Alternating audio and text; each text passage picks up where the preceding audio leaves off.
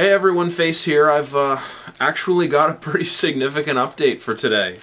First of all, I wound up getting a bit of a surprise in the mailbox yesterday. My LEDs finally came, courtesy of Super Bright LEDs. I cannot rave about this company any more than any more strongly. SuperBrightLEDs.com. That's where I get all my LEDs from. They're great. Really, really good company. Anyway, so I went ahead and got my my protector basically completely wired up. I've just got the two halves, the wings and the fuselage, to join together, and it'll be fully assembled. I'll get to that though in a minute. What I have been doing though in the meantime, while I was waiting for my LEDs to come, is I built the base. This is a simple. I think it's a 2x8. I haven't measured it, and I'm no good with wood to begin with. Just you know, sanded smooth and hit with a little wood stain. The support rod is I don't know the imperial measurement, but it's about 1 centimeter, and it fits the socket in the bottom of the protector perfectly. I ended up using a set of calipers to make sure that I had the measurement exactly right. But yeah, hot damn, it worked exactly perfectly. So yeah, I'll have all the wires running down the length of the tube. You can see on the underside there, right there is where the wires actually come out of the rod and feed up to the power socket.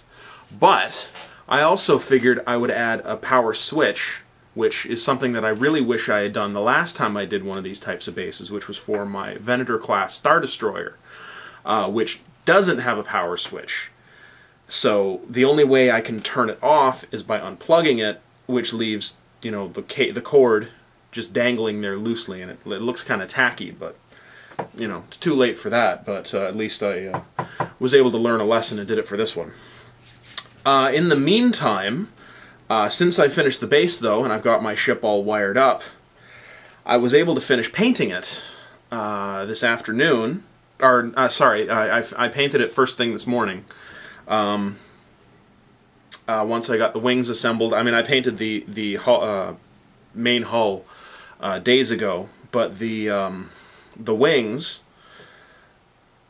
since I've got it all wired up, I've gone ahead and assembled and painted. You can see I had some areas masked off. The engines, as you can see around the vents, is some gray trim, and on the upper section of the pod there's some gray trim and some more around the engine intakes there. I'll have to do a little bit of hand painting of a few areas a little later, but for right now it's basically fully painted. It's also fully wired up. I haven't done a light test since I painted it, so I don't know for sure how well it looks, but I'm a little nervous. But I'm gonna set that aside and worry about that a little later. So realistically now, all I've really got to do is wire it together and decal it. This is the decal set. It's fairly simple. Not a whole lot of decals in it. Oops, sorry, I've got it upside down. I'll post a picture also on eScale models later, but you can see there's a couple of the Galaxy Quest equivalents of the Starfleet pennant, the ship's registry, some more ship's registries, and some other markings here and there, a nice stripe down the side. And if you notice, there we go, right there, so I always get mixed up with the directions. I'm looking into the viewfinder here. This little T-shaped thing with the square and the circle actually emulate a set of details on the ventral side of the original Enterprise shooting model from the original series in the 60s. So that's a nice little touch. In addition though, but there's lots of other little bits and pieces. So it'll be kind of interesting to do that. I've already sprayed a gloss clear. I typically use Future floor polish because it's cheap and it's readily available, and it's thin right out of the bottle, so it's perfect. So yeah, really all I've got to do is just do a little bit of detail painting, decal it, assemble it, hit it with a semi-gloss clear, and this thing is finished. I will have this thing done by the weekend. So I'm pretty excited about that. So yeah, that's pretty much where I'm at with that. In my last update for this thing, I talked a little bit about the ion nebulizer and Vox kits. I've gone ahead and built and painted the Vox. I was having a little trouble with the spring load issue on the microphone, but I've gone ahead and fixed that. I just painted it very quickly. I'm going to have to do another coat because it didn't come out very well. But if you recall, I was having some. I had the first kit that I bought was missing the trigger for the ion nebulizer. I have since gotten in touch with the people at Pegasus Hobbies, and they have sent me a replacement. It hasn't arrived yet, but it should be here inside of about 2 weeks. So I'm pretty happy about that. So thumbs up. Thanks a lot, Pegasus Hobbies. Their products are great. Their kits are really nice, and their customer service is top notch. So I highly recommend their stuff. As a thank you, maybe I'll build their planet, or the Planet of War of the Worlds, whatever the hell it's called. I have it sitting over here.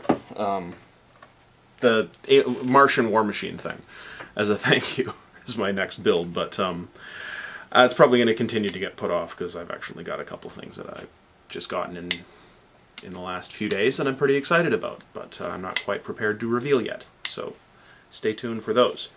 Where else was I at? So yeah, the trigger for that has arrived, or has not arrived, but is on its way. And I'm gonna do both of them because I have the one that I bought for the replacement trigger. I'm gonna do the one in silver and then one in black, with a red LED as opposed to a blue LED. So I'll have, you know, kind of twin sidearms, you know, to look badass and, you know, cool. But yeah, those I'll probably work on. I may get to them right away. I may postpone, because I do have, like I said, I have a couple other things that I want to get started on pretty quickly, which I'm really excited about. But don't quite want to reveal just yet, like I said. I have been getting some good feedback about the tutorial videos that I've been doing. I've only put out 2 of them so far, but I've gotten some good comments, both on YouTube and on eScale models, so I will continue doing those.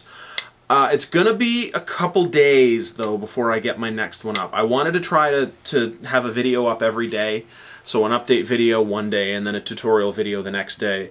But I've got some business I've got to do for the next couple of days, so it's going to be postponed. So yeah, that'll probably be Friday or Saturday that it'll get posted. Hopefully not any later than that, though.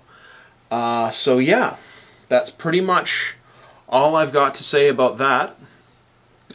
Keep watching eScale models for photos of my build-up. I'll have a few posted probably by the time this gets uploaded to YouTube. So yeah, that's pretty much all I have to say. So happy modeling out there.